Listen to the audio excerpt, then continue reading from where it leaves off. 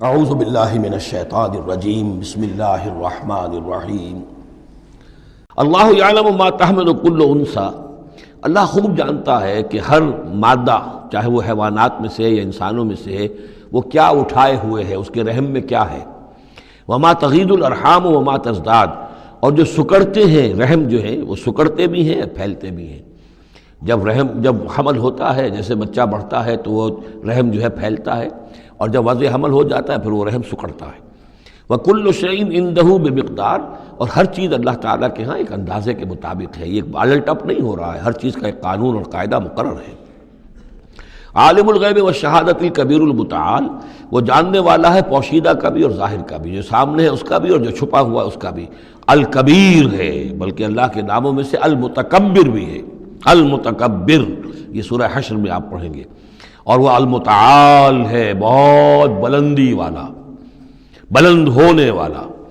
سواء منکم من اسر القول ومن جہر بہ، تم میں سے برابر ہیں وہ لوگ جو اپنی بات چھپاتے ہیں دل میں اور وہ کہ جو ظاہر کرتے ہیں۔ ومن ہوا مستخف باللیل، اور وہ کہ جو رات کے وقت چھپتا پھر رہا ہے۔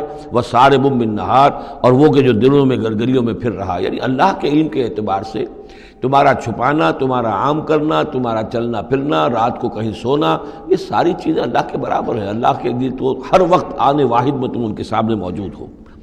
لہو معقبات من بین یدیہ، اس کے لیے پہرے دار اس نے مقرر کر رکھے ہیں تمہارے ان کے سامنے، جو من خلفہ ہی، اور اس کے پیچھے بھی، یحفظونہ، وہ اس کی حفاظت کرتے رہتے ہیں۔ یہ ہم پہلے بھی پڑھ چکے ہیں سورہ انعام میں آیت نمبر 61 میں۔ یرسل علیکم حفظہ، اللہ تعالیٰ تمہارے اوپر اپنی طرف سے محافظ بھیجتا ہے۔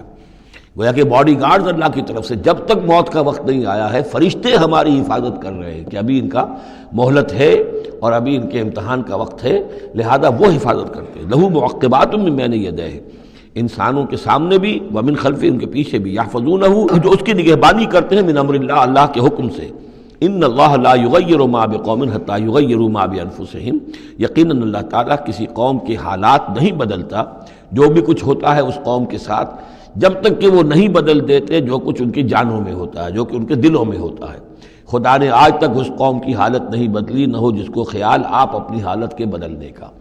آپ کی باطنی کیفیت بدلے گی تو اللہ تعالیٰ کی طرف سے بھی آپ کے ساتھ معاملہ تبدیل ہو جائے گا۔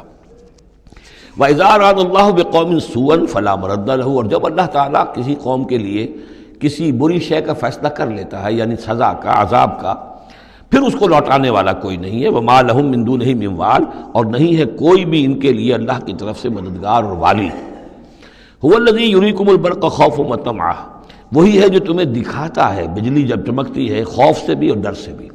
ہو سکتا ہے کوئی طوفان ہو، کوئی بہت بڑی آفت آ رہی ہو، لیکن یہ کہ طمع بھی ہے، بارش ہو، ہماری فصلیں لہلہانے لگیں، تو ما بین الخوف والرجاء۔ وَيُنشِئُ السَّحَابَ الثِّقَالَ، اور وہ اٹھاتا ہے بڑے بھاری اور بوجھل جو بادل ہیں۔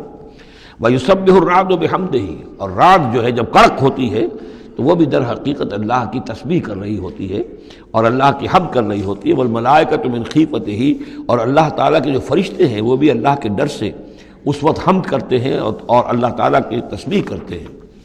وَيُرْسِلُ الصَّوَاعِقَ، اور پھر وہ کڑکدار بجلیاں بھیجتا ہے۔ فَيُصِيبَ بِهَا مَن يَشَاءُ وَهُمْ يُجَادِلُونَ فِي اللَّهِ، اور پھر وہ ڈال دیتا ہے بجلیوں کو، بجلیاں گرتی ہیں جس پر اللہ چاہتا ہے۔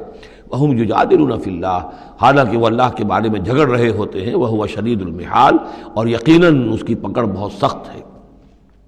لَهُ دعوت الحق، اس کا پکارنا حق ہے۔ دو معنی اس کے ہیں، یعنی اس کو پکارا گیا تو گویا کہ ایک واقعی ہستی کو پکارا گیا جو سننے والی ہے اور اس پر قادر بھی ہے کہ تمہاری دعا کو سنے اور قبول کرے۔ باقی کسی اور کو پکارا جا رہا ہے، نہ کوئی سن رہا ہے، تمہاری ساری دعائیں جو ہیں وہ دعاء الکافرین الا فی ضلال، وہ تو ادھر ادھر بکھر رہی ہیں، کوئی سننے والا ہے ہی نہیں۔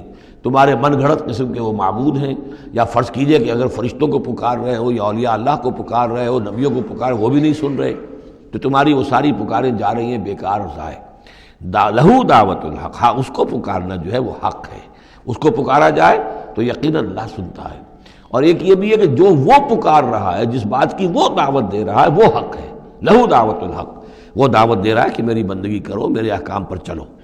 والذین یدعون من دونہ لا یستجیبون لہم، اور جن کو یہ پکار رہے ہیں اس کے سوا وہ ان کو نہ خود سنتے ہیں نہ ان کی دعا کو قبول کرتے ہیں، بشیء الا کباسط، لیکن سوائے اس کے کہ ان کی مثال اس شخص کی سی ہے کباسط کفیہ الی الماء لیبلغ فاہ، کہ کوئی شخص اپنا ہاتھ پانی کی طرف بڑھا رہا ہے کہ وہ پانی جو ہے اس کے منہ تک پہنچ جائے، وما ہوا ببالغہ، اور وہ پانی اس کے منہ تک پہنچنے والا نہیں ہے۔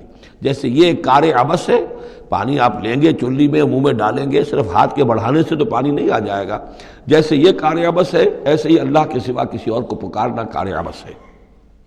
وما دعاء الکافرین الا فی ضلال، وہ الفاظ بھی آ گئے، اور یہ جو پکارنا ہے ان کافروں کا جو اللہ کے سوا کسی اور کو پکارتے ہیں، یہ صدا بے صحرا ہے، لا حاصل ہے، ضلال ہے، گم ہو جانے والی دعائیں ہیں۔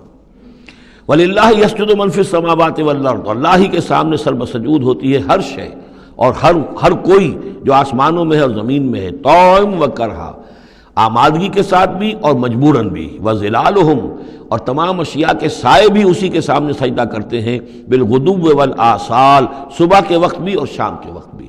صبح کے وقت مشرق کی طرف سے سورج نکلا ہے تو گویا کہ سایہ پڑا ہوا ہے زمین پر، وہ سجدہ کر رہا ہے۔ شام کو مغرب میں سورج ہے تو سایہ جو ہے پھر سجدہ کر رہا ہے اللہ کی طرف، مشرق کی طرف۔ یہ آیت سجدہ ہے، سجدہ کر لیجیے۔